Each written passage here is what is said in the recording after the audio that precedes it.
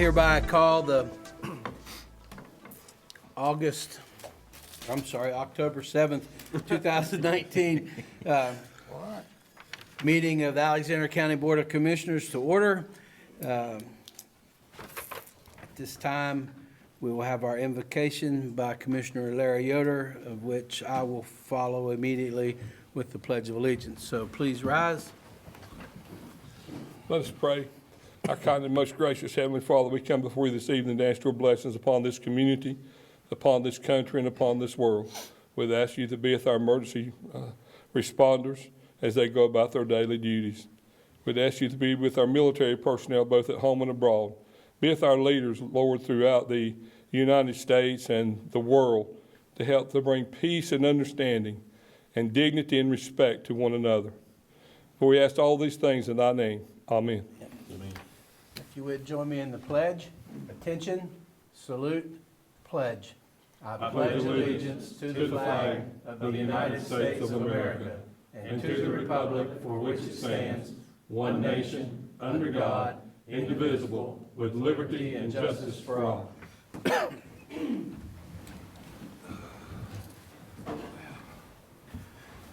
Mr. Rick French will now have a special recognition for Cherry Kilby, our new Veteran Services Director. Cherry, will you come forward?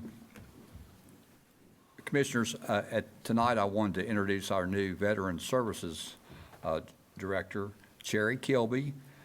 Cherry has actually worked for Alexander County as a purchasing agent in the health department and as an administrative assistant in emergency management. She resigned to pursue a degree in psychology, which she received from Lenora Ryan in 2013.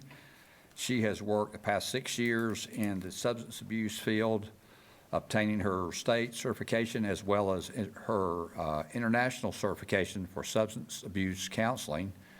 She has worked for McLeod Addictive Disease Center as a program manager for 2 clinics, mostly in the Statesville area. Cherry has been married to Staff Sergeant Travis Kilby, retired for 13 years, and they share 4 children: Brooke, 19, who is enrolled in Gardner-Webb School of Nursing; Kenzie, who is 15, who is enrolled in Alexander Early College; Josh, 14, and Justin, 11, both at East Alexander Middle School. And we just want to say how excited we are to have her on board. She's already, I think she's into her 2nd week. And so I just wanted you to be able to put a name with a face, and we're very excited about her being on board. I thought maybe you want to say a few words. Well, just that I'm excited to be back home and working for the county with veterans. This is why I resigned to go back to school, was to work with veterans. So this is my dream job. So thank you. We're glad to have you. Thank you. Absolutely. And our Veterans Commission in general does a lot, and people have no earthly idea. I've been fortunate to have been on that committee for a long, long time, and they do a lot of great things, and you will be spearheading a lot of fantastic efforts that bring honor to people and to us as Alexander County. And so thank you for your dedication and service, and we look forward to a long, long time. Thank you. Thank you. Thank you. This time we'll entertain any reports from commissioners. Mr. Chairman, I want to touch on one thing. I attended the Transportation Committee. There's been a lot of talk in Alexander County, and I know there's some things that came out from both our state senator and our North Carolina representative. In the Transportation Committee meeting last Wednesday, I believe it was. Last Wednesday, everybody was talking about the Lyle Down Road, and for an update, their money is not available at this time. They did bid it out, and the bids came back real high, extremely high, and they refused to bid. And they are absolutely, it will be sometime in the spring of the year, around April or May, before the Lyle Down Road is open. The culvert that goes in there is some type of tri-type system they want to put in that will take care of the water situation and everything. And so the district engineer from District 12 and also the representative from this area, Mr. John Pope, that represents this area on the North Carolina Department of Transportation Board.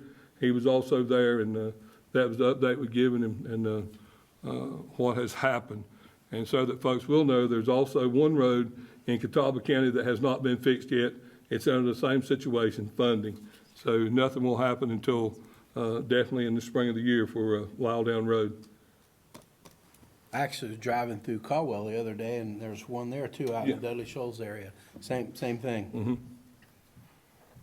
Mr. Chairman, I also contacted a couple on the Lyle Down Road, spoke with Mr. Jeffrey Elmore, and he related kind of the same thing as Larry said, but he said too, with the budget being vetoed, the emergency funds or funds that was needed are not available, until all these things are worked out. So, but he's trying to speed up the process as much as he can on his end, and it's good to communicate, and talk to us. So, just giving you an update there. And the other thing that happened also, they're going to lay off 1,000 DOT employees because of the funding in the Department of Transportation. So this is also happening. So it's not just Alexander County, it's other counties also. And with everything that's happened down east with all the well, they had tornadoes, but with the hurricanes and everything, the fund is just primarily wiped out for emergency relief. But, and the local DOT, it's not coming back to them. It's beyond our local group. It goes, back to Raleigh, to the headquarters down there. So I know local DOT, I think, is getting a lot of calls, which that's sometimes the thing to do. But when it goes beyond something they can do, other than just putting in a culvert, it's about all they can do here until money's awarded, things are going. And a lot of it hinges on the lack of a budget in Raleigh, which impacts a lot of us in many ways. Other reports?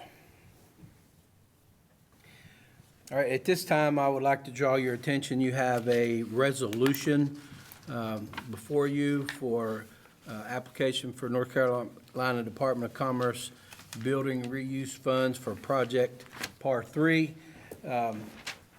We'd like to add that to our agenda. We'll add it under the other section at the end,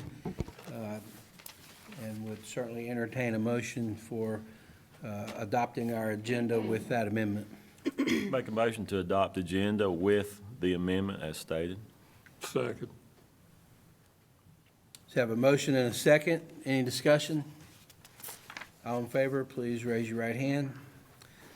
Motion passes. At this time, do we have any public comment? Okay, with no public comment, I would like to draw your attention now to numbers 2 and 3 on our agenda. There are public hearings, and I would like to say that for both public hearings, please be advised that speakers for these public hearings will be limited to 5 minutes pursuant to General Statute 153A-52. In addition, the board asks that speakers refrain from any personal attacks, naming employees, or discussing specific personnel issues or specific people issues, and would stick solely to the facts. Now we will turn over to John Pilkington, our Director of Planning and Development. Open hearing. Get adopted agenda, go to public comment. I'm getting there. As John's coming forward, we're going to open our public hearing for conditional use permit 19-2, which is the indoor firing and shooting range. I'd like to entertain a motion to open this hearing. So move. Second.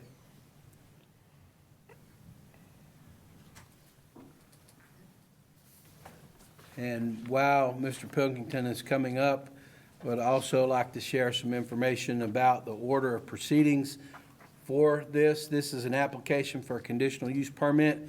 Application number 19-2 is for an indoor shooting range to be located at 5646 North Carolina Highway 16 South.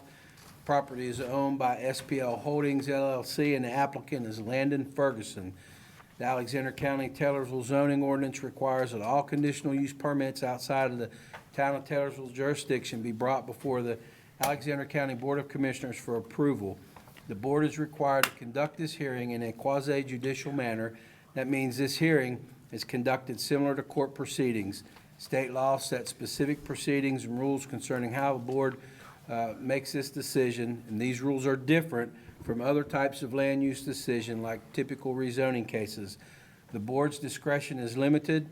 The board must base its decision upon competent material and substantial evidence that's in the record. A quasi-judicial decision is not a popularity contest. It is a decision constrained by the standards and the ordinance and based on facts presented. If you will be speaking as a witness, please focus on the facts and standards, not on personal preference or opinions. All persons wishing to speak before the board must be sworn in and must be factual evidence relative to the case being considered. All parties must state their name and address for the record. The board understands there are many in the audience who have opinions, but about the proposed use, however, the board cannot consider opinions or hearsay during this proceeding. The board also asks that you avoid presenting repetitious testimony or repetitious evidence. Standing will be determined during the proceeding. The board may, at its discretion, determine if a party or individual has standing. A party with standing is an aggrieved party who would suffer special damages from the outcome of the matter. State law outlines who has standing to appeal quasi-judicial matters before the courts. This guidance may also be used to determine who has standing during quasi-judicial hearings. The following has standings as a party: a person with legal interest in the subject property. This includes persons with ownership, lease agreements, options to purchase, and those who have legal easements and restrictions and covenants. The applicant, obviously before the decision-making board, a person who will suffer special damages as a result of the board's decision, an association organized to promote the interest of a particular area so long as at least one member of the association would have individual standing and the organization was not created to address the particular issue. A person claiming standing must make a credible allegation of special damages. At that point, the board must make a finding as to whether or not individuals will suffer special damages. If you are a property owner who received notice of these proceedings from the Alexander County Planning Department, then it is presumed that you have standing. At this time, we will administer an oath for all individuals who intend to provide testimony. Those wishing to acquire standing, please come forward and stand before the clerk.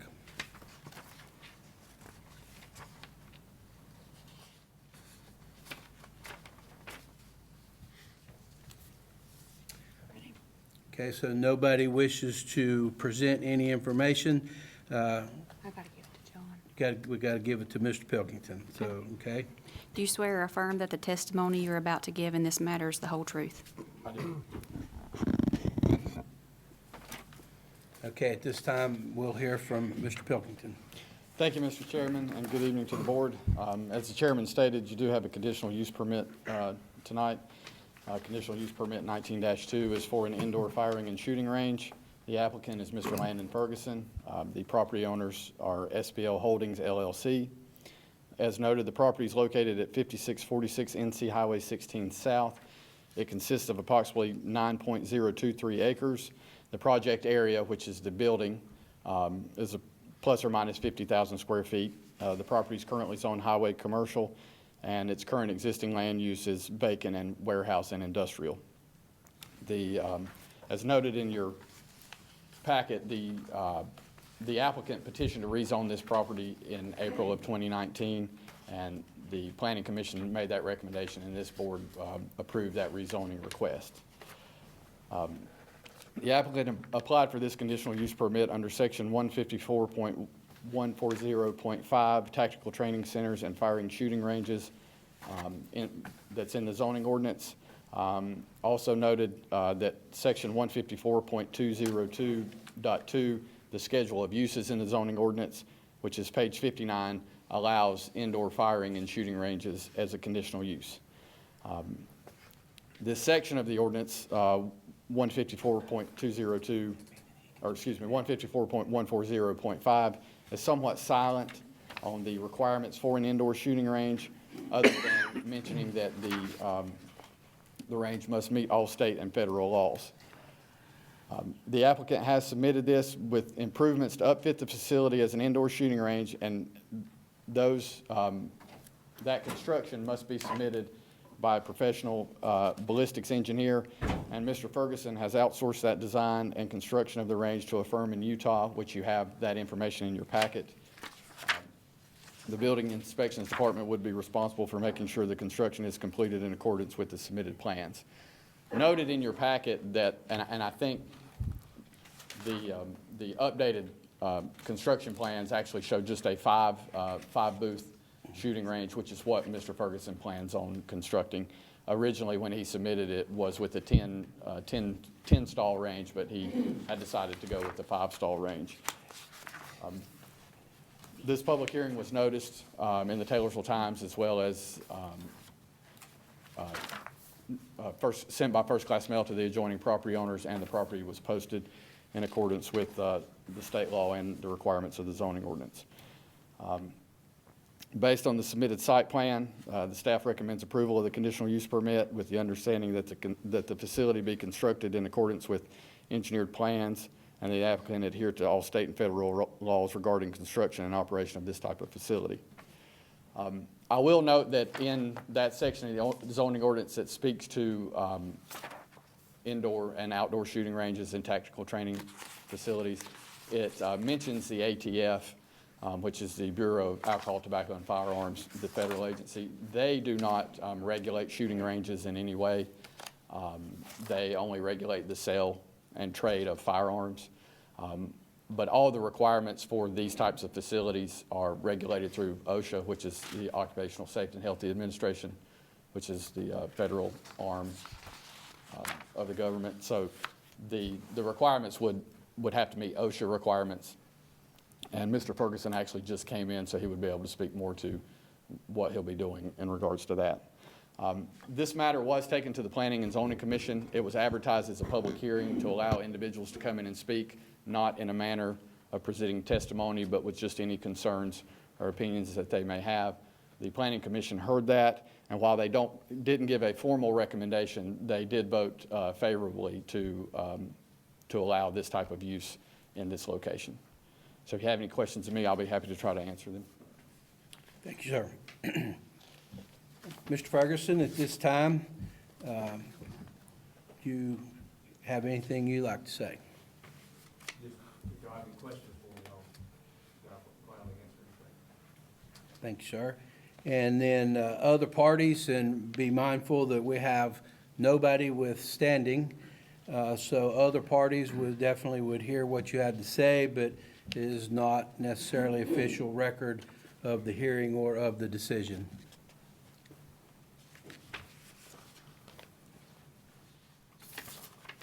And please state your name and address, sir, for the record. Patrick Watkins, 90 Poplar Grove Court. Do you, sir, swear or affirm that the testimony you're about to give in this matter is the whole truth? I do. Good evening, Commissioners. My name is Patrick Watkins. I, along with my wife Tamara and son Liam, live at 90 Poplar Grove Court in the Wittenberg community. I come to speak to you this evening in regards to Mr. Landon Ferguson's conditional use permit 19-2 for an indoor shooting range being brought before you this evening. I would like to begin by stating that I support Mr. Ferguson's choice of property and facility as described by the CUP 19-2. A business like a shooting range, in my opinion, is best suited indoors, especially considering the dense population of Alexander County and our many communities. I believe that an indoor shooting range would provide the necessary confinement to rounds and the sound of gunfire, two concerns that I consider to be the biggest threat of a business such as this to our peaceful communities. I made my position very clear earlier this year that I was opposed to an outdoor shooting range on Teaguetown Road, which was CUP 19-1, only 1,600 feet from where I call home. I would still be opposed to any outdoor shooting range on Teaguetown Road. However, I see this updated CUP 19-2 as a positive business for our county if handled with care. As a teacher in our county public schools, safety and well-being of our students and teachers is always my #1 priority. I extend this belief to our community, including all of our neighbors and fellow Alexander County citizens and visitors. Currently, the safety and well-being of this county is in your hands. As citizens, we trust the Board of Commissioners to do the very best for all residents and visitors in our county, which is why I'm asking this of you. Please be diligent, thorough, responsible when making your decisions this evening. Be diligent when gathering information and data. I have spoken on the phone with two agents representing the Bureau of Alcohol, Tobacco, and Firearms, the ATF. Through our conversations, I have learned several facts which are as follows. Number one, the ATF defines no guidelines for shooting ranges to follow. And number two, the ATF does not oversee any shooting range unless a criminal act has occurred with a firearm on the property. The ATF agents state that it is up to the county government and local sheriff office to develop and enforce its own guidelines for overseeing and regulating shooting ranges. I encourage you to conduct your own research, create and implement real guidelines and regulations, and task our local law enforcement with the job of overseeing such procedures. Be thorough and follow with your plan of action. Develop a plan in which you can agree benefits both the owner and operator of the shooting range and also the people of Alexander County. Keep our community safe and protected.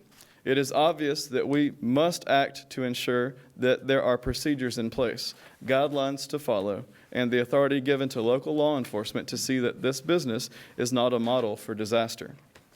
Be responsible and act as if the world is watching. Too often in today's news reports, we are seeing the acts of violence followed by the thought, if only someone could have done something to stop this from happening. This is our time. We can define a clear set of procedures and guidelines that will protect our community from the worst possible outcome. By acting now, we can define what it is to be a responsible community that supports and encourages gun ownership, proper gun safety, and practices. I want nothing but the best for Alexander County, including a safe place to shoot a firearm.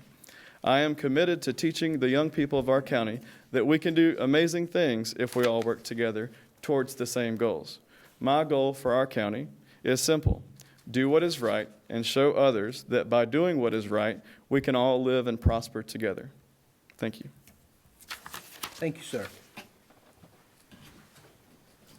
Thank you.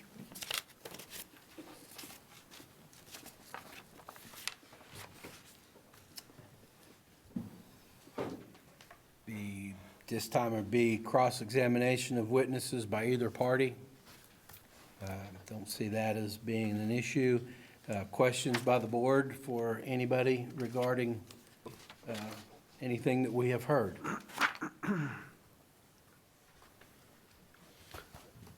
So with this being a conditional use permit, what are the conditions that we need to put on it? That's what we need to talk about. Right, and I was actually just getting ready to say, Okay. you could place conditions as long as they're not considered too stringent and outside the bounds of the operation that he's trying to do. As I noted, the section 154.140.5 is somewhat silent on that. You know, it does talk about hours of operation, but it speaks more to an outdoor range. But if the board wanted to, they could set hours of operation for this facility that is within the bounds of what is allowed when putting any sort of conditions on a conditional use permit.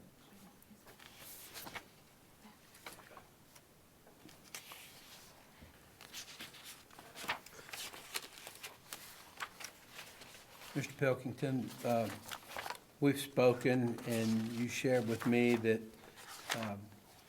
obviously that all issues have been met, and that regulations, in fact, have been set by different organizations and state, federal, and local codes. And as we look through the application, you know, I'm certainly not an expert on things, but it seems to me that the engineered design is at strong safety measures. Mr. Chairman, I'd like to say something. Since our ordinances do not actually line up with fact, because they say that Some of them are, some of the wording in here doesn't apply, because the Bureau of Alcohol, Tobacco, and Firearms does not regulate firing ranges. So, I would want to see that we put on that permit that the applicant follows the engineered design that they have, instead of, hey, I'm sure you wouldn't do this, but I'm just saying that, someone could, if we pass this, without putting that particular condition on it, they could say, hey, we're gonna go put some, just some targets up. We don't have to follow this engineered design and not worry about it, so. And I'll respond, and our chief inspector is back there, and he can, when I was discussing this with him, he's actually the one that informed me, hey, this has to be designed by a licensed ballistics engineer. When I was discussing the matter with him, I contacted Mr. Ferguson, and he provided me with one of the things, because the inspection process will require these plans to be submitted. Okay, good, all right. Our inspector would be responsible, or the county itself, I don't want to put it all on the inspector, but they would be responsible for making sure it was completed in accordance with the submitted plans. Sometimes I talk too slowly, but I've been accused of speaking too quickly Yes, sir. also. Uh-huh. I was trying to get there a minute ago, and that with all of our inspections, what we have to meet from a local standpoint is, and also in terms of any state regulations and the engineered design that we have, if we stick to all of those things, we're going to have a really good facility, and everybody will be able to enjoy it for a long time. Correct. And I did also today actually follow up with the range that's located on Springs Road, just to ask them in case there was anything that staff was missing from anything that we needed to make sure that Mr. Ferguson needed to have in place. And he reiterated, ATF doesn't deal with the range, but if he does have retail sales, they are responsible, or sales, I should say, they are responsible for that aspect of it. Mr. Ferguson could do retail sales now without the range because the property is zoned for highway commercial, and that is a permitted use by right that doesn't require a conditional use permit. And all he is actually getting a conditional use permit for specifically is to operate the indoor shooting range. And the gentleman at the Springs Road Gun Club reiterated that it's an OSHA regulation. And Mr. Ferguson can speak to this, but he also stated at the Planning and Zoning Commission meeting that he will have, the biggest thing is his employees have to be tested for lead every 6 months. He will also have an HVAC system that circulates the air, filters it out in accordance with what OSHA requires. It actually will exceed. The air coming in will be cleaner than the air that you actually breathe outside of the facility. So all that will be in place and would be required to be in place no matter how, no matter what the board decided or whether or not they actually stated it or not, they would still all have to be handled in accordance with OSHA regulations. So as we approach the closing of the hearing, we are surmising that we'll build the facility according to engineered designs and meet all building inspections and safety codes, and that will be maintained, and that will give us the insurance that we need in terms of everything being done properly. Correct. We've met all zoning conditions, and the zoning board has agreed on all three factors as being correct. So at this time, I'll entertain a motion that we close the hearing. Mr. Chairman, I move to close the public hearing. Second. Any discussion? All in favor, please raise your right hand. And if there are any objections to what we have surmised, they be noted now. If not, I'd like to ask that the board would consider three factors that, that we meet the requirements and that the permit sought will not affect any health or safety issues and won't be detrimental to the public welfare or injurious in any capacity. I would recommend that we vote on all three factors at the same time. Approval of the permit on the conditions set forth by 154.140-5, approval of the permit applying conditions set forth in section 154.140-5, and the conditions recommended tonight at the same time. So I'll certainly entertain a motion to that effect. Has anybody got all that written down? It's a lot of stuff.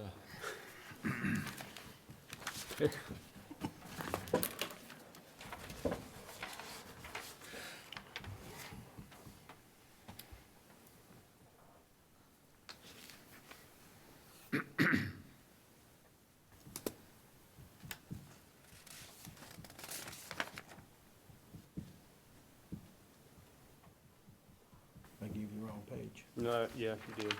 Sorry. Should flip back.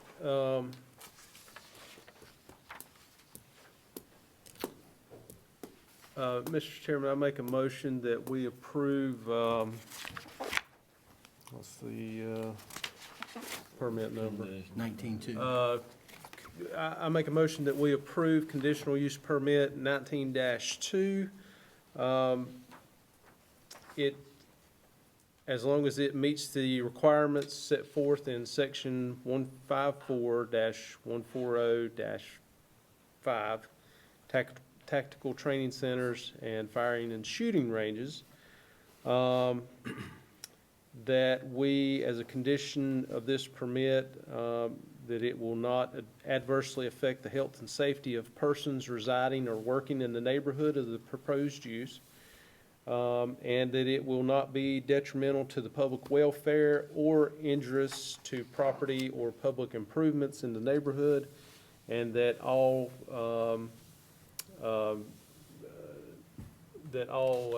parts of the engineered design are followed and incorporated into the final product.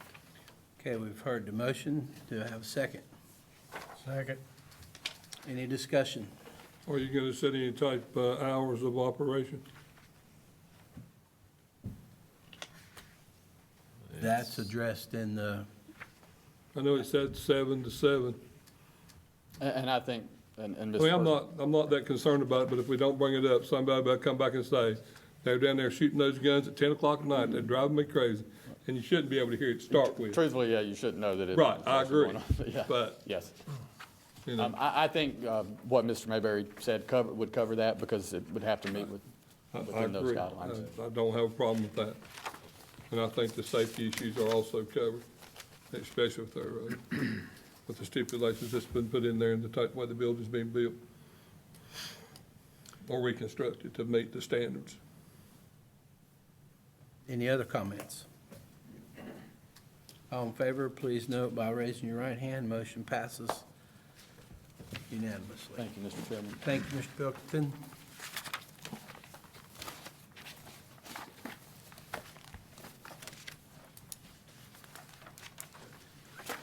Next, we have another public hearing. This is for proposed special events ordinance for Alexander County. This time, I'll entertain a motion to open the public hearing.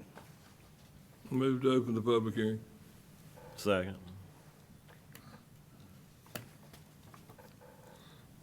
Okay, Mr. French, would you like to, Take a vote. I'm sorry, any discussion? All in favor, please raise your right hand.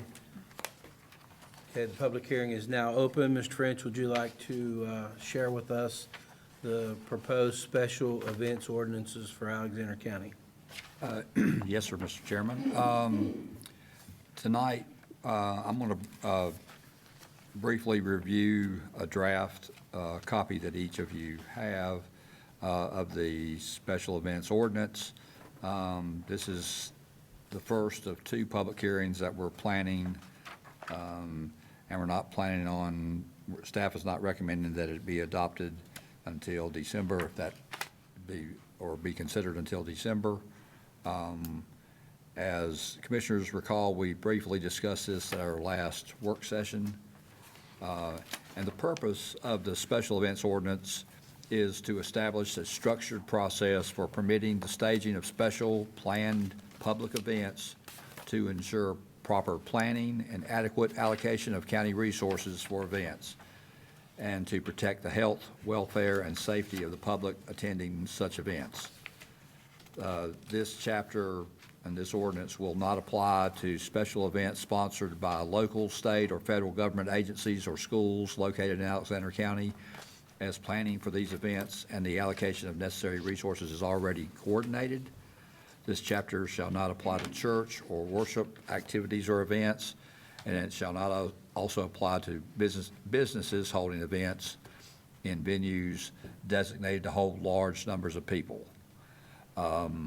What it is, by definition, is a planned event open to the general public, which involves the gathering of 300 or more persons for a common purpose or goal on public or private property, in which any of the following should apply or could apply: the use or sale of display of fireworks, the sale, purchase, provision, or consumption of alcoholic beverages, live entertainment, overnight activities such as camping, motorized or non-motorized vehicular racing, activities located wholly or partially on public rights-of-way, certain kinds of sporting events, and film or television productions as outlined in this chapter.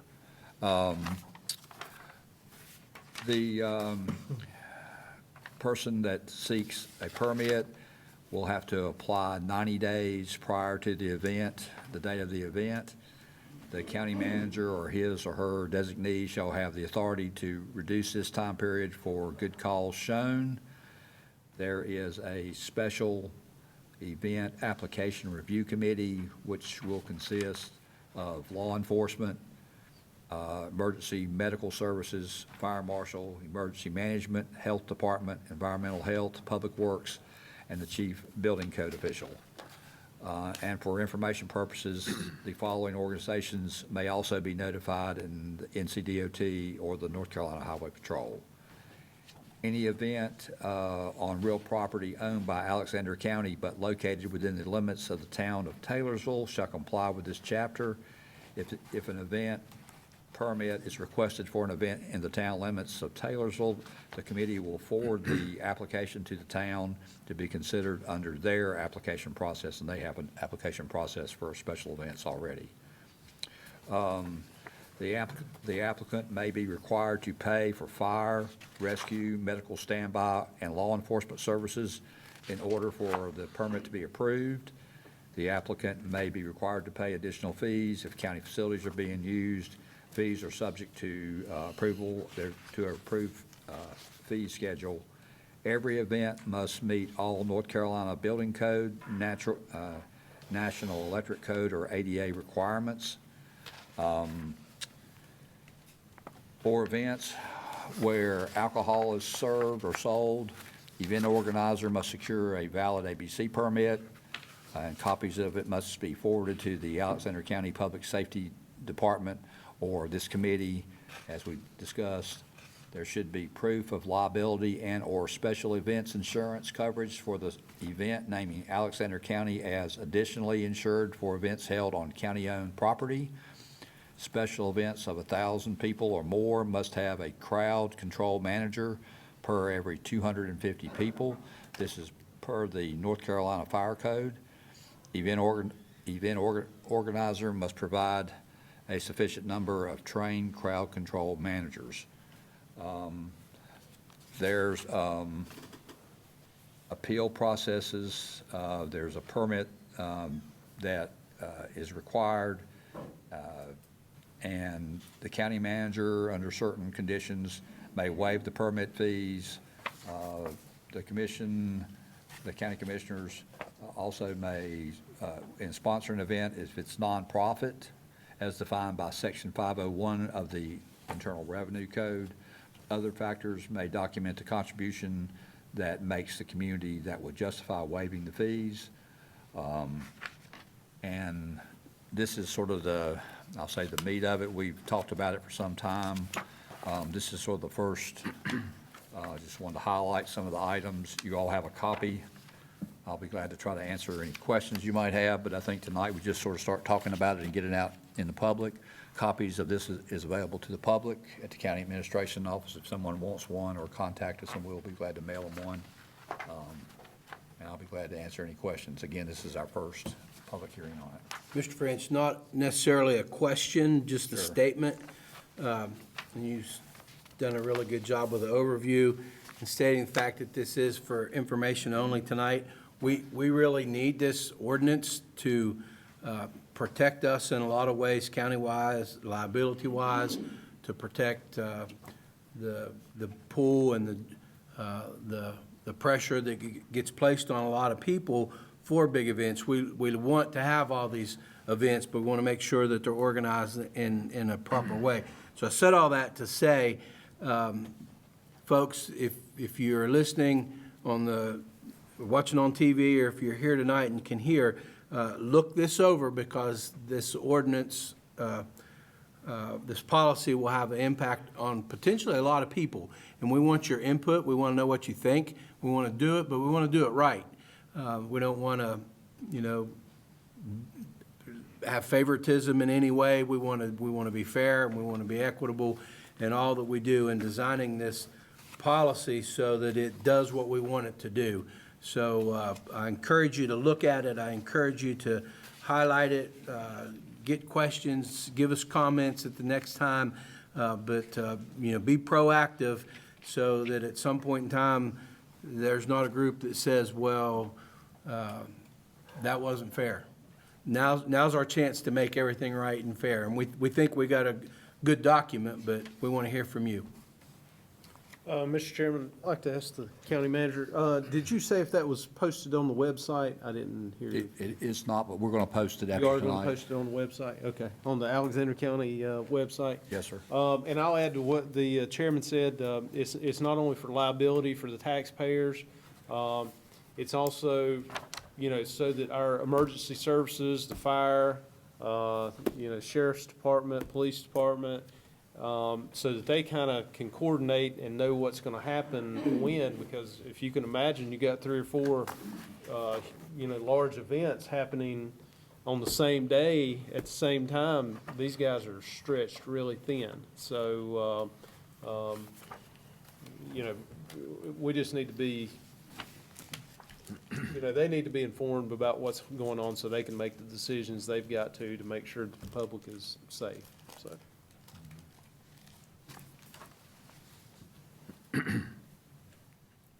Any comments from the audience? Any other? At this point in time, then, I'm entertain a motion that we close the public hearing. So move. Have a second? Second? Any discussion? And at this time, there is no vote regarding this project. We'll now turn our attention to Mr. Dan Chappeldine from Chappeldine Engineering and County Manager Rick French to share with us the Bethlehem Sewer and Pump Station update, and then we will be addressing some budget amendments that go along with that. Mr. Chairman, I think Mr. Chapeldine's going to start and review some information, and then I guess field any questions that any of you may have, and then I'll discuss or address some of the budget ordinance and the questions about the financial part of it. Thank you, sir. Yes, sir. Good evening. Good evening. I'm Dan Chappeldine, Chappeldine Engineering. Appreciate the opportunity to be here.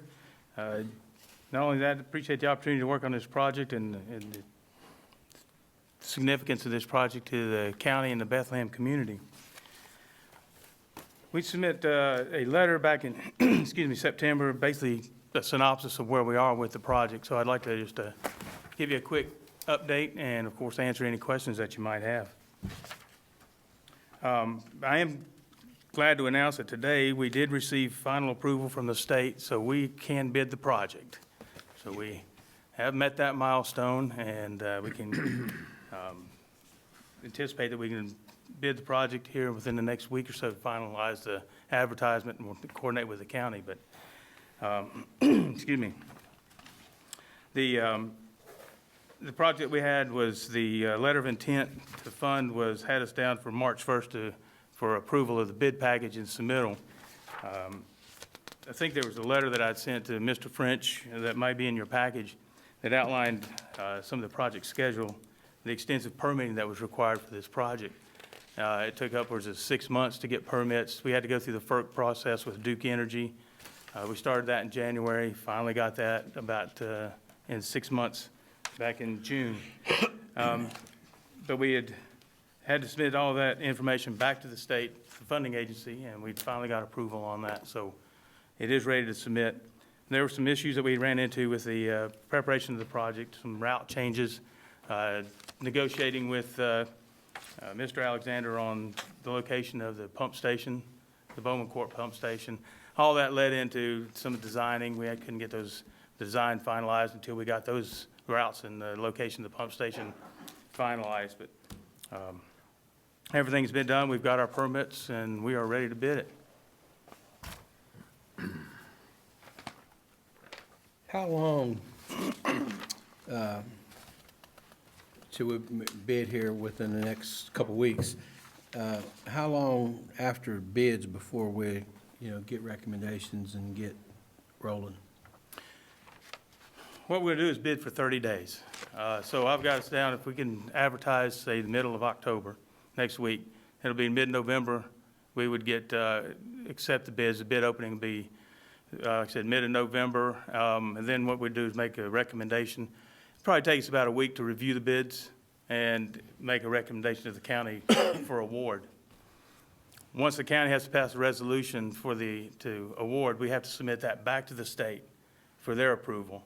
I've been told it would take about a week to 2 weeks for them to issue the approval on that. So for the award, then we'd get the authority to award, authorization to award, which I anticipate we would get sometime in December. And then we'd actually then need to go with, contact the contractors to get the contract signed and finalized, which I'd anticipate would be mid-January. So we could issue the notice to proceed as early as mid-January. And I know the state had imposed some deadlines on us. I think that I don't think anybody really appreciated. They had us down for final approval of the bid package November 14th. Notice the authorization to award in March and contract signed in April. We anticipate we can actually, that April deadline will be more like mid-January, so we can get started on it. Yeah, we'd like to see a lot of dirt moved by then. So would we. I was on when we initially started, the project on the board. Is this typically, does it take usually this much time to get the front end of it started, or was there some things that happened that you didn't think of that would have delayed it some, or? Well, there was a couple issues. One, it's not an easy project. It's a very complicated project in the sense that we're following really close to we're in the right of way with our gravity sewer. That was really what the main driver was for like the DOT encroachment agreement. Their concern was the location of the line relative to their road for safety and also for maintaining the integrity of the road. Once we get down to like the Shiloh Church Road area, our manholes are going to be 15 to 20 feet deep, and we're only 10, 15 feet from the edge of pavement. So they took their time. We submitted the plans to the district engineer for review. They forwarded the plans on to Raleigh. Raleigh sent the plans to their geotech engineer in the region. We met with him. We responded to their comments, and then we submitted the plans, and it took almost 4 months, 5 months to get DOT approval. So it's not an easy project, and mostly because the depth and the proximity to the road. As far as the DOT goes, one of the other things that we ran into was even though there's an existing pipe at the Wittenberg access area, the boat ramp that goes down to the pump station, when we talked to Duke Energy and submitted the plans to them, they required us to go through the FERC permitting process. And what that did is that just took us another 180 days. And there's really nothing that we could do about that. What that involved was, we had to send out letters to stakeholders. They gave us a list of stakeholders. We had to send out certified letters, give them 30 days to respond. The ones that didn't respond, we had to send out another set of letters, giving them another 15 days to respond. And once we got those letters back, we forwarded that back to Duke Energy, and they had to send it to their legal department, and then finally we got that approval. So the FERC process, having to deal with Duke, that obviously slowed us down, and we started that process in January. So, and we really couldn't start any of the permitting until we finalized the plans, which was mid-November, late November, and then we started talking to them about permitting. We could submit the permits, then we had something to give them. So in January, we started the process with DOT, with FERC, and it took 6 months. I mean, and it was really out of our control at that point. All we could do was respond. And if I remember correctly, it was a short, how long of a run are we talking there? That had to be under the FERC? Under FERC, it was about 900 feet. Okay, yeah. And I suggested to him that this was more of a maintenance issue, because all we're doing is replacing the pipe. We're going to retain the manholes, and then we're just going to replace the pipe in between the manholes. But they said, nope, we had to go through the whole FERC process to get access to the site to do the work. And help me understand too, why are we replacing that pipe? We looked at, my original design was based on what the loan application was for. During the process, we looked at, future. We looked out maybe 10, 20 years into the future and said, what could happen here? And once we did that, we started looking at considering, can the skeleton, the main line of this phase one, handle in the future growth that may be expected in the Bethlehem area? It would be prudent to go ahead and put in today what you anticipate you might need even 20 years. The service life of the sewer is 100 years. We can't plan out 100 years, but I think it'd be prudent to plan out 15 to 20 years. I think the last thing you want to do is come back in 10 years from now and start replacing pipes, or even worse, saying that we don't have the capacity, the line doesn't have the capacity to handle, any additional flow. So when we looked at it, we said, okay, what potential is there for growth in the area? And when we did that, we looked at the flow calculations, and it required us we had to upsize the pipes to handle some future flows in that area. And again, I think it's only prudent to do that. So the life expectancy, I didn't know that, of a source pipe is 100 years. Oh, it's 75 to 100 years. I mean, So then if we're into something in 20 years, we're not replacing, because it should be good at that point still. material-wise, yes. Size-wise, yeah. And correct me if I'm wrong, but right now, we're pretty much maxed out on anything that, can't really add too much more capacity onto the sewer lines as they are. Am I correct? On the existing lines, Yeah. honestly, we hadn't evaluated that. Okay. Well, I think that might have come from the city of Hickory then, so. Well, how's this project and how's these sewer lines, how many times does it cross 127, and how's it going to be involved, or how's it going to affect the 127 project on the widening of the road? Well, that was one of the early conversations that I had with DOT, the district engineer, because I was concerned about that too. They haven't gotten far enough along in their design to where we could really coordinate. So we had to move forward. We're crossing 127 at Mount Pisgah. We're crossing 127 at Rink Dam, and we're crossing 127 at Chigger Ridge and Shiloh Church Road. The Mount Pisgah, we're tying into an existing manhole, and our manhole is over in the right-of-way. I think it's hard to tell where they're going to end up being, but I think we're going to be out of the way. Rink Dam, where we're crossing, it's gonna be pretty tight. But they're gonna have to, we don't have a whole lot of choice where we can put the manholes, because with sewer, you've gotta, go from point to point, straight line, and tie into the existing sewer. So, that one they may end up having to work around and modify whenever they get to that design point. Shiloh Church and Chigger Ridge, our manhole's over by Evans Drugs, and the other one is across the road, probably about another 20 or 30 feet. So we've got plenty of room, I think, that they can work around. Well, and one other question, I wasn't on this board whenever this thing was finalized to start doing this, okay? So I guess, one of the things that I just want to make sure you understand, coming from my point of view, this is phase 1, not phase 2. We don't need any applications going toward phase 2 at this time, especially when it's costing the county an additional $1 million. And it's probably going to cost us to be able to do any additional projects for a little while. And I just want to make sure that you understand that. No working on phase 2. The other thing is that any change in this sewer system and any other thing needs to be done really needs to come from Mr. Rick French. All those discussions need to go directly through our chairman. And I still can't figure out for the life of me why the gravity flow was changed to go out and around down Chigger Ridge when it was already going down 127, and why the lift gate was going to be changed. And, those are just some of the things that sort of bother me. The biggest thing that's bothering me now, and I'm really angry about it, is the fact that it's going to cost us an additional $1 million. And I just really and truly do not understand that. And now this project will be bid, and when the bids come in, if it's higher than what we expect, the project's got to be cut some. We can't afford it. We don't have that type of revenue in this county. And I just want to make sure that if we don't get like 1,200 more sewer customers out of this project, and it's going to be a tremendous burden on the taxpayer. And this really bothers me. The cost of county additional $1 million.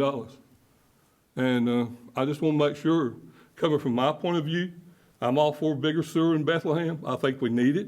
I think we need water.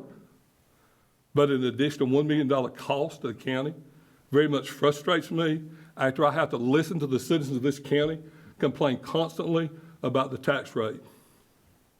We need to get this project rolling, and it needs to be completed. There needs to be dirt moving, and things need to be happening in Bethlehem. I mean, we're going on right now. This is October. I came on the board in November last year. We're going on somewhere close to almost a year, and whenever it was, y'all voted on this thing by the prior board. And $1 million is a lot of money. And $1 million could put in a lot more sewer lines than what we're putting in. And I just want to make sure that you understand where this county commissioner is coming from. And I support the project in Bethlehem, and I support sewer, I support water, broadband, and anything that will make Alexander County better for our citizens. But for it to cost this county an additional $1 million, I'm extremely upset with that part of this project. I really am. And Mr. French is the man that needs to answer the questions for you when you got problems with this plan. And I just want to make sure that that's clear, coming from me only. The rest of the board can speak for themselves. But that's all I have to say about it. I'm finished. I'm not going to say another word tonight about it. I'll let anybody else say what they want to. Well, I'd like to add that we had a sewer committee that was made up of Josh Lell, myself, and Mr. French, and we met with the engineers. We talked about that design change along Chigger Ridge Road. Also, I'd add that the $1 million, well, let me make this so people can understand. So I build houses. Somebody comes to me and says, well, we've got a lot, how much is it going to cost to build a house here? Well, do you have a set of plans? Well, no, we don't have plans yet, but how much is it going to cost to build the house? Well, I can give you kind of an estimate based on, what you say you're going to put there, but until you get a set of plans done, I'm not going to give you a price on the house. We just got the plans done. The only number that we had beforehand was a pull out of the air number. That was given by a previous engineering company, and that was over 2 years ago as well. I think everybody knows prices have gone up in the last 2 years. If I may address the cost estimate, what we've given you is an opinion of probable costs based on the information that we have. We can't guarantee what the bids are going to come in at. And I think you've experienced and heard that bids are a lot higher than, most bids are coming in much higher than what was anticipated. We have no control over that. But looking back, I share your concern about the cost, and I share your concern about the schedule. I think hopefully I've explained the schedule part. Our permits were, it's 6 months, 5 to 6 months in getting permits. As far as the opinion on probable cost, I went back and looked at the application, the budget that was put in the loan application. And we have almost $600,000 in bore and jacks to cross DOT roads. There was only $105,000 in the loan application. That's $400,000 plus the 10% contingency. So you're probably talking about $450,000, close to $500,000 right there just in the bore and jacks. The state made us add $100,000 for rock excavation. So now you're up to $550,000. We have an upgrade for Heritage Village Pump Station. That wasn't included in the loan application. That's $184,000 plus the 10%. So now you're talking $200,000. So once you start looking at the bore and jacks, the pump station, the $100,000, you're back down to about the $4.3 million that was in the original loan application. So, and as Mr. Mayberry said, a lot of these costs, when you do the loan applications, you're sort of estimating. You don't have a full set of plans. You don't have the details that we have. I can tell you now to the foot how many feet of bore and jacks that we need. When they did the loan application, they're probably guessing at a lot of that. But in order to try to manage the cost a little bit, I actually approached DOT and I said, look, there are about a half a dozen crossings here. Can we open cut them instead of boring them? They weren't too keen on that. They want a bore and jack. They don't want open cut. They didn't say no, but they didn't, they weren't too encouraging about it. I'm guessing that, estimating that could save $150,000 now. Out of $6 million job, that may not sound a lot, but $100,000 here and $100,000 there, as they say, it adds up. So, so if you look at the costs, by doing the plans, we've got the details, and we can see, where the cost is up to closer to $5.1 million for construction, as opposed to the 4.3. So it's there, and I appreciate your concern and your frustration. We did a design, and the bids are going to come in what they're going to come in. Hopefully, I don't know if it's any encouragement or not, but from what we're hearing, some contractors are starting to get a little concerned about the economy, and there might be more competitive bids coming up. So in a way, maybe the delay in the schedule might play in your favor. We'll have to see. Now, as far as the route goes, I think you mentioned something, why did we change the route? There are two segments on that project that went cross-country. Once you go cross-country, you're really limited access to the line. You're limited your service area. If you can stay along the main roads and main routes, then you can tie in future developments, future expansions into that line. You go cross-country, you're really limited in accessing that line. We had talked to the county about this, and we said, if we could go down Sugar Ridge, we could possibly pick up more, we could increase the service area. So we went down Sugar Ridge and then across and came in behind Evans Drugs. And the same for Heritage Farm. Heritage Farm, the original design had it going cross-country to the Heritage Village Pump Station. We ran it up to Alexander Heritage Road and then tied into an existing manhole, which was actually a shorter route. And then again, I think it increases the potential for future services, so the future growth they could tie into it. So those are the reasons why we changed the route. You know, that's pretty logical. I've never built a sewer line, don't intend to. But, you know, we're relying on you to tell us those things. Crystal ball maybe in some ways, but, you know, when this project's all said and done, we're guessing it's gonna take us about 1,200 customers to pay the rates. Figure we got about 400 of those, so,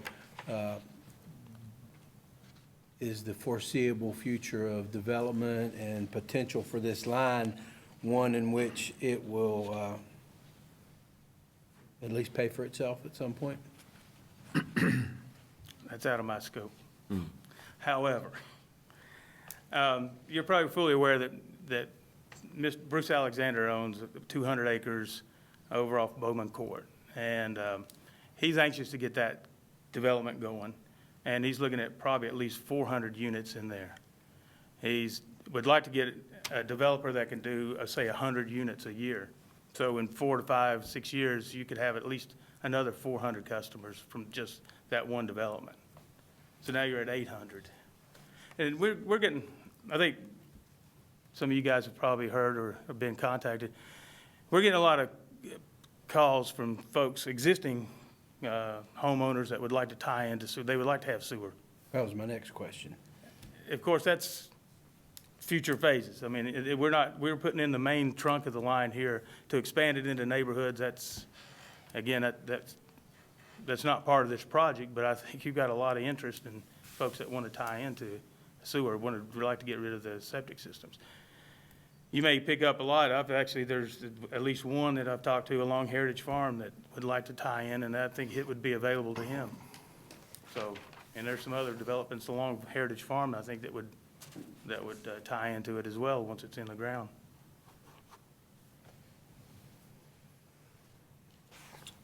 Mr. Chairman, I share kind of the same concerns too as, you know, it's the citizens of the county's money.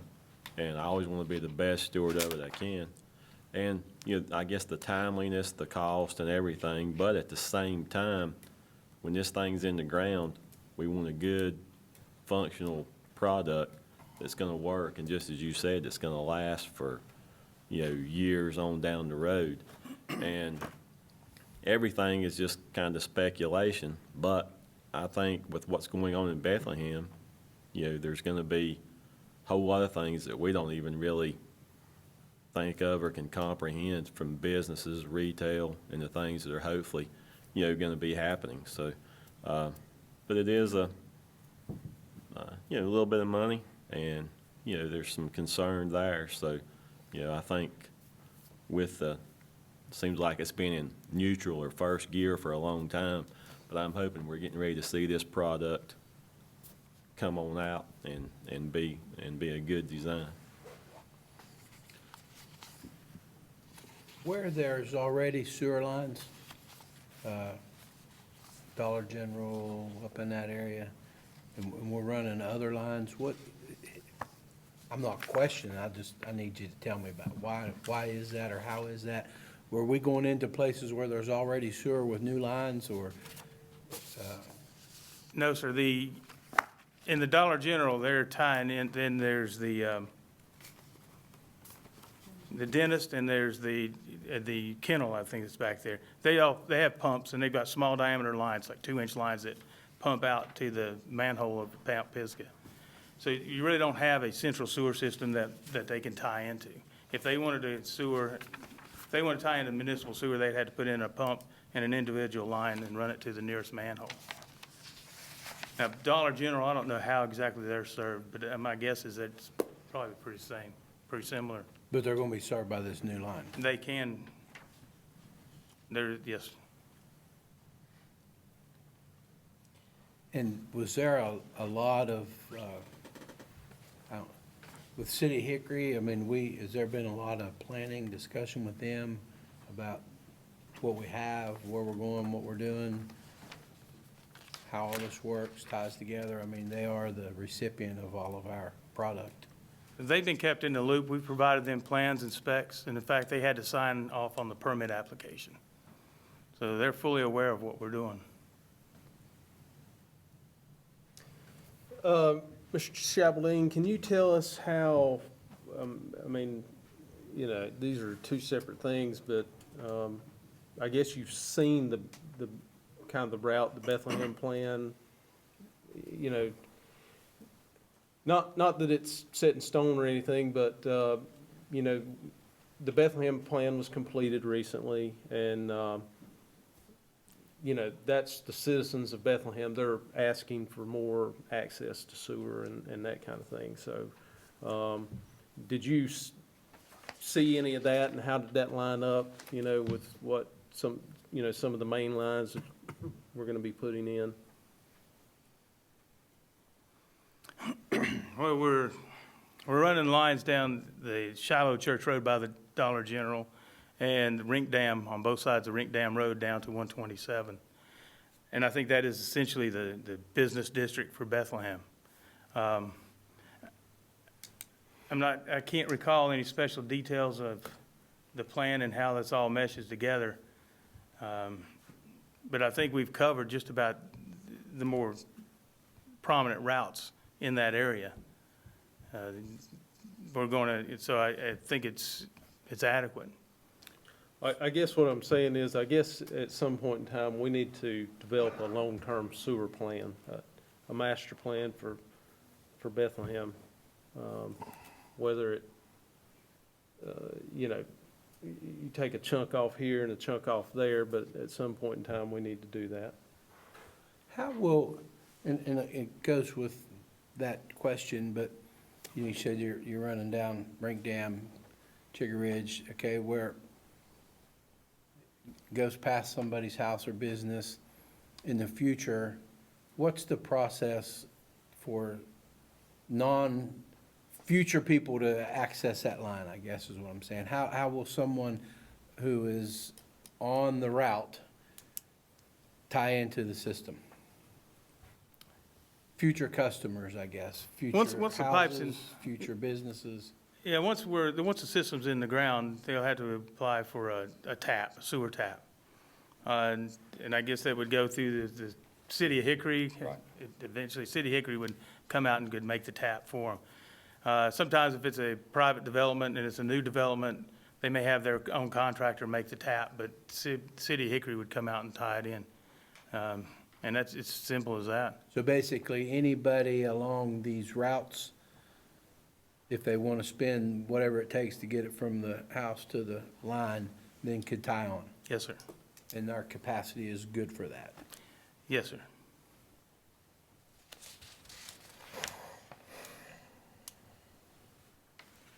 A lot of questions. That's You're fine. doing good. Any other questions? Let me, if I may also add, and again, I be careful to revisit the schedule. I hope I've answered your questions. One of the other processes in the permitting process, I guess one of the issues with the permitting process is when we went down Chigger Ridge Road, and then we decided the route, we got to survey, we found out that there's an existing well. Because there's an existing well and we're within 100 feet of that well, that required a variance, a variance on the typical design standards. That added another process in the permitting. So we had to go to DEQ for not only a sewer permit, but for a sewer variance permit. That took a few months just to get through that process, and then we were able to get the sewer extension permit. So there was a lot to the permitting. You know, this was honestly, a very complicated project. Now, once we get bid out and everything's done, we're in the middle of January and we get started, we throw the first shovel of dirt, what's the estimated time at that point to finish? We're given about a year and a half. I think we had 500 and some odd days in there. And Thank you. Any other questions?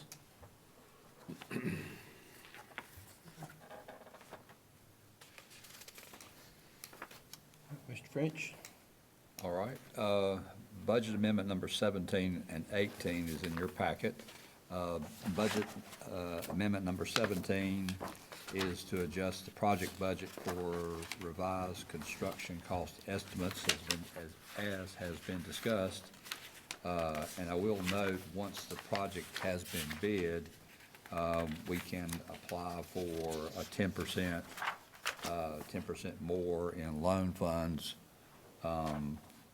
And of course, currently our debt service for the project is $300,000 a year, and this would add to that, but we can get those funds, which that would make that $907,000 less.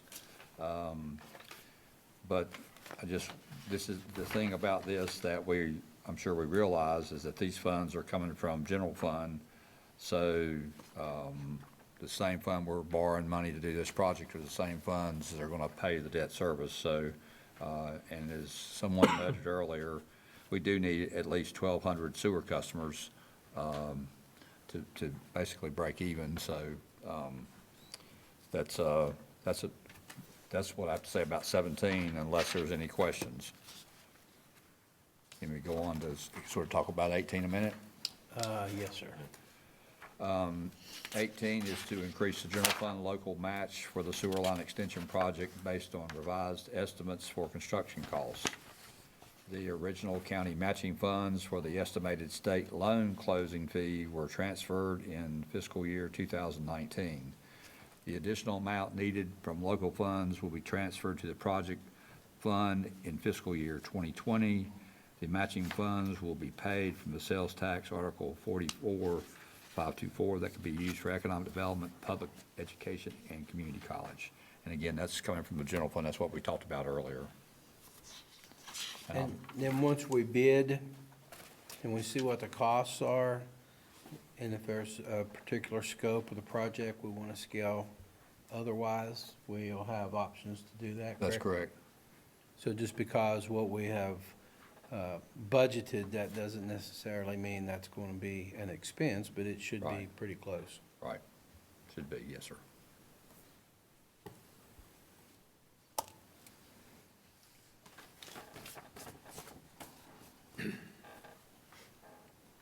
All right, this time I entertain a motion on budget amendments 17 and 18. Mr. Chairman, I move to approve budget ordinance amendments number 17 and number 18. Do I have a second? Second. All in favor, please raise your right hand. Motion passes unanimously. Thank you, Mr. Chapeline. Thanks, sir. Thank you. Mr. French will now share with us budget amendments 13 through 16. Yes, sir. Budget amendment number 13 is the budget for planning department revenues from contracts to provide planning and zoning assistance services to the town of Tazewell. This is not anything new. We're just switching those from inspections to planning and zoning.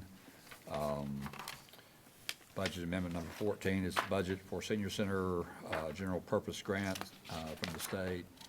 There is a required 25% local match to be taken from the general fund contingency. Number 15 is the budget for proposed engineering fee contract for the Bethlehem area water system hydraulic study and capital improvement plan. 16 is to increase DSS budget for salary increases proposed by the Consolidated Human Services Director. State's funds may be available to offset some of the cost, and county staff will work to maximize the state funding portion. Again, these are just to bring folks to the entry-level salaries. This is sort of like what we did with the Sheriff's Department on the entry-level salaries. And I'll be glad to try to answer any question on those budget amendments, Mr. Chairman. You've heard amendments 13 through 16. Do we have any questions regarding those? If not, I'll entertain a motion on budget amendments 13 through 16. Make a motion to approve budget amendments number 13 through 16 as stated. Do I have a second?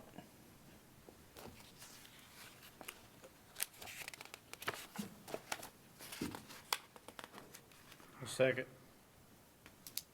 All in favor, please raise your right hand. Motion passes. Mr. David Eisenhower, EDC Director, if you would please come share with us proposed Alexander County shell building. Thank you, Mr. Chairman. Commissioners, as noted, my comments tonight are in reference to a proposed shell building in Alexander County. And for those in the audience who may not really be familiar with the term shell building, I will explain that very quickly. So a shell building is basically a basic building, but yet a very substantial building that helps a company, encourages a company to relocate and in some instances expand at a particular given site. These buildings are sold to companies. They are not given to companies as incentives. We have seen good success in Alexander County, in fact, with shell buildings in the past. Paragon Films and Borealis Compounds both started from shell buildings in the Alexander Industrial Park.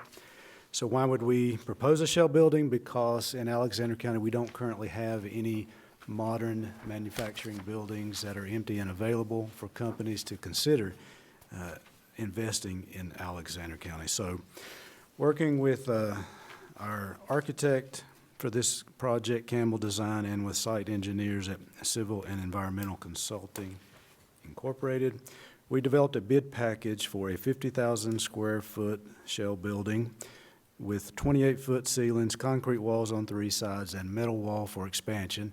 The building's designed to be expandable to a minimum of another 150,000 square feet. This bid package also included the cost of grading on approximately a 15-acre site in the industrial park. So on August 29th, we conducted a bid opening, and we were actually pleased to receive 11 bids for this project. The low bidder on the project was G.L. Wilson Building Company of Statesville with a low bid of $3,118,040. So, as I said, these buildings are substantial, and that's the substantial part of it. One of the things that the North Carolina bid law allows you to do is negotiate with your low bidder. So in talking with the low bidder and in the architects and engineers, we did identify $174,000 in savings, which would cut the cost of this building to $2,944,040.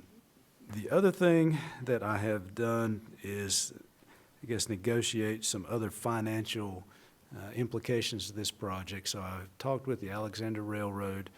They have proposed that they can participate in this project by providing a $500,000 zero-interest loan, which would be repaid at the point the building sells. Also, I believe the Alexander Economic Development Corporation would be willing to do a similar participation in the amount of $200,000, and the low bidder is willing to defer about $150,000 until the point the building is sold. Again, there are details that would have to be worked out, but I think the point is, I think there's a very good opportunity and a likelihood that about $850,000 would not be paid by the county, but would be paid upon the selling of this building. So again, the purpose of this project is to create jobs in Alexander County, to diversify our economy, and to encourage investment in Alexander County. That's the good side. The flip side of a shell building is, of course, it's risky. You don't know if this building would sell in 1 year, 2 years, or 3 years. But again, the reasoning is that we do not have buildings available in Alexander County. Mr. Chairman, these bids do have a shelf life. They will expire at the end of this month. So I would ask that the board consider taking some action tonight. There are at least 2 options that you have tonight. One would be to award the bid in the amount of $2,944,040, subject, of course, to the signing of a construction contract. The other option is that you have the right to reject all bids with the option of bidding the project later. Mr. Chairman, I will end my comments with that, and I will be glad to answer any questions that the board may have about this. Well, we certainly love the fact and the concept of the shell building and appreciate all the work that has transpired to get us to this point. Unfortunately, 900 and some thousand is 900 and some thousand more than what we had anticipated. And as we just heard, we have a rather large sewer project going on, or getting ready to go on, and the biggest water project that we've ever had an undertaking on, currently in the works.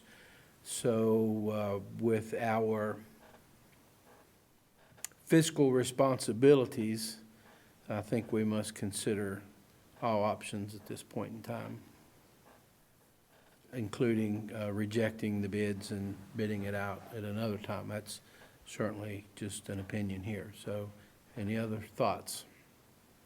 Mr. Chairman, I would agree with you. I think we should reject the bids as they are and look to revisit this in the future. That doesn't mean that the project's, dead forever, but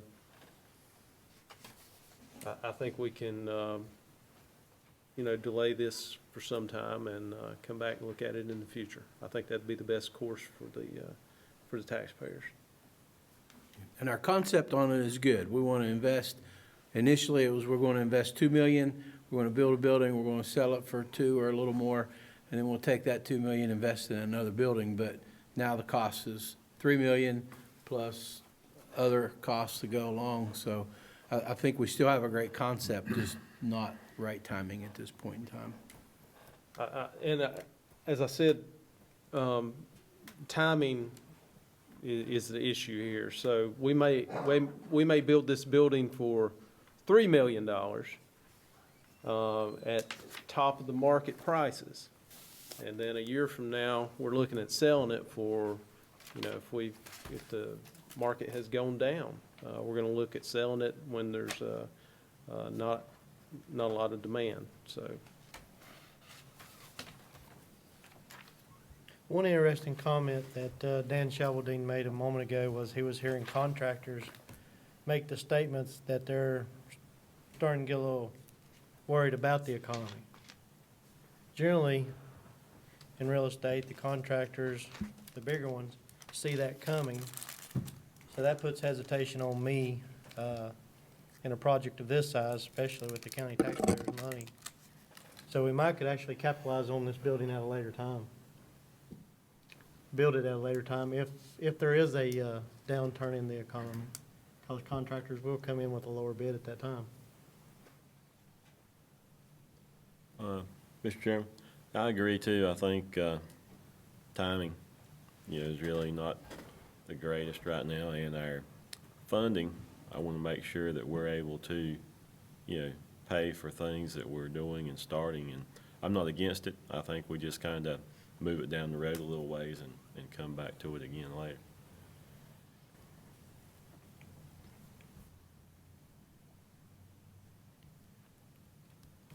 Well, I seem to hear a similar thread, so to entertain a motion that we reject the bids and have the opportunity to rebid in the future when we're more fiscally responsible in a more fiscally responsible time.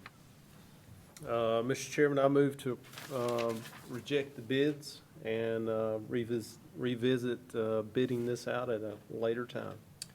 We heard the motion. We have a second. Second. Any discussion? All in favor, please raise your right hand. Motion passes unanimously. Thank you, gentlemen. Thank you, David, for your work. Thanks, sir.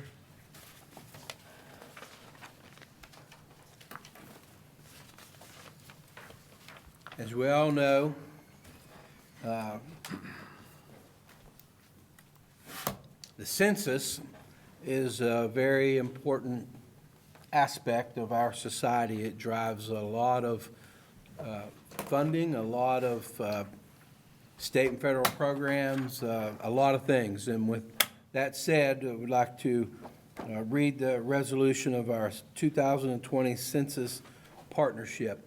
Whereas the United States Census Bureau is required by the U.S. Constitution to conduct a complete count of the population and provide a historic opportunity to help shape the foundation of our society and play an active role in democracy. And whereas Alexander County, North Carolina is committed to ensuring every resident is counted, and whereas federal and state funding is allocated to communities and decisions are made on matters of national and local importance based in part on census data and housing, and whereas census data helps determine how many seats each state will have in the U.S. House of Representatives and is necessary for accurate and fair redistricting of state legislative seats, county and city councils, and voting districts, and whereas information from the 2020 Census and American Community Survey is vital for economic development and increased employment, and whereas the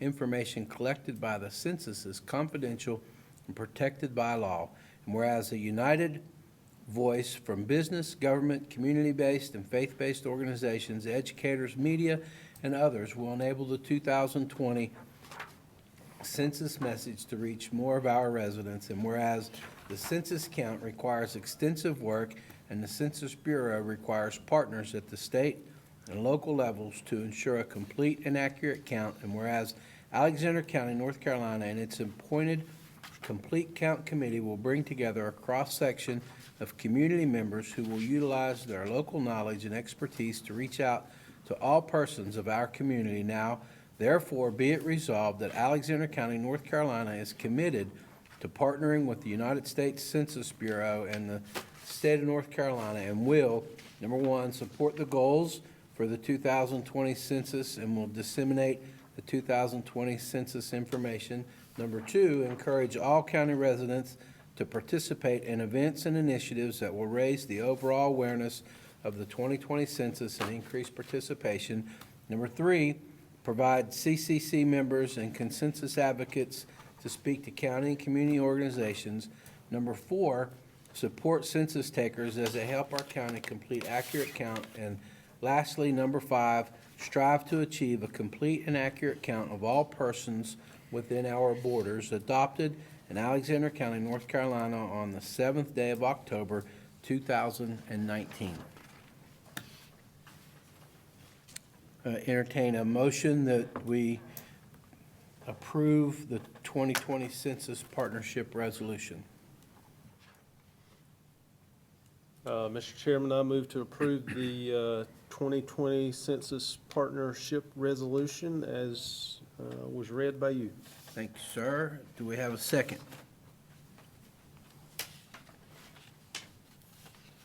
Second. Any question? Any discussion? All in favor, please raise your right hand. Motion passes. And Mr. French, we will now hear your suggestions and recommendations for board appointments. Region E Adult Care and Nursing Home, CAC, reappoint Kathleen Harvey for 3 years. Animal Control Advisory Committee, appoint Whitney Price, 2 years.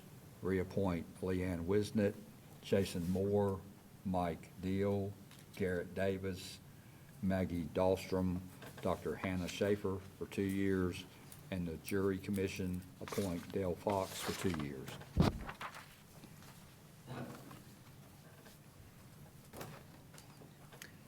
You've heard County Manager French's board appointments.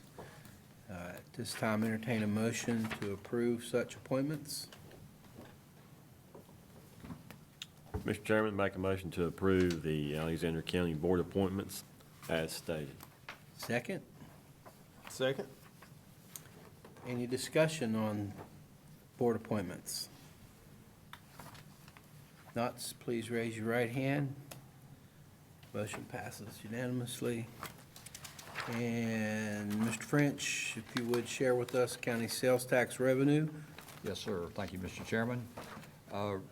The regular sales tax for Alexander County we have received $452,798 through September 2019, which represents 8.8% collection through percent of the budget, which is currently running at 8.3%. We budgeted 5.113, $5,113,000 for sales tax revenue for the 19-20 fiscal year. New sales tax, we collected $135,699, and that's running 8.18% of the budget year collected for 8.33. And for the full year, we budgeted $1,659,000. New sales tax is running 7% over last year. Regular county sales tax is 6.3% ahead of last year, so that's an encouraging sign. Yeah, uptick. And other business? You want to let Mr. Eisenhower do the resolution first, Mr. Chairman? Is that okay? Oh, you want to do that first? Sure.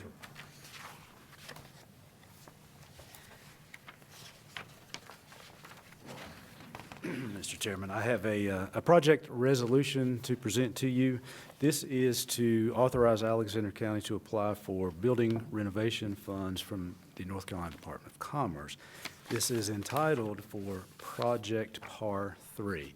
Let me explain that first. That is a code name that we have to go by for this project up until the point where the project gets announced by the governor's office, because these are state funds if they are indeed awarded. I would like to read the resolution for you. Whereas Alexander County's Board of Commissioners has indicated its desire to assist in economic development efforts for business and industry within Alexander County, and whereas the board fully supports the proposed renovation planned by Project PAR 3, which will result in the addition of new industrial space and will create a minimum of 11 new jobs for Alexander County. And whereas the board wishes to pursue a formal application for building reuse funds in the amount of $137,500 from North Carolina Department of Commerce. And whereas the board certifies it will provide the 5% match required, which is $6,875, and will meet all other requirements by the North Carolina Department of Commerce Building Reuse Grant Program. Now be it resolved that the Alexander County Board of Commissioners is authorized to submit a formal application to the Department of Commerce Building Reuse Grant Program in order to provide assistance to Project PAR 3, effective upon its adoption. One other thing I would like to explain too, if we approve this resolution, the $137,000 grant requires that the company spend the same amount. So it's a 50% match, if you will, by the company and by the Department of Commerce. I will say this is a very good project, and I would strongly encourage the board to approve this resolution. I will ask any, or answer any questions you may have. Any questions for Mr. Eisenhower? Is it a golf course? No, It is I not. know, I'm just. It is not. I know what it is. Disc golf, frisbee golf, right? Any other questions? If not, we'll entertain a motion for the resolution for PAR 3. Mr. Chairman, I move to approve the application for the North Carolina Department of Commerce Building Reuse Funds resolution. We have a motion. Do we have a second?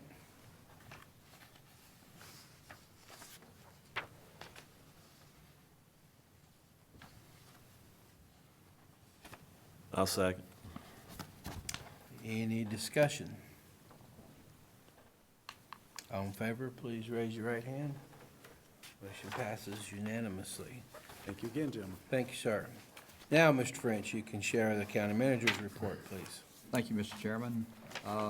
Very glad to report that the water improvement project starting in Wittenberg Springs got underway this morning, so that's a good sign for us. Also, on October 19th is our annual Apple Festival and Apple Festival 5K. October 26th is Clean Alexander Day. Alexander County citizens will be allowed to dispose of their trash at any convenience site or at the landfill free of charge. There's no charge for Alexander County citizens. Convenience site and landfill hours will be extended from 8 to 4 that Saturday. So just want to note that. And also on November the 2nd will be our annual rock climbing festival and Run for the Dogs trail races that we have at Rocky Face Park. And just want to mention those things, and I have a few things for closed session, Mr. Chairman. Thank you, sir. Thank you.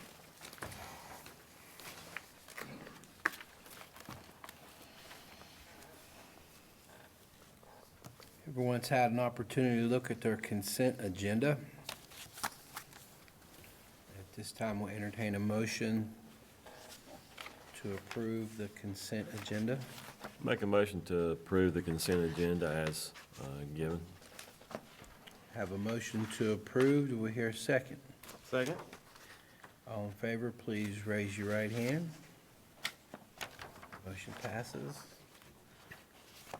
At this time, we will have a motion to adjourn to closed session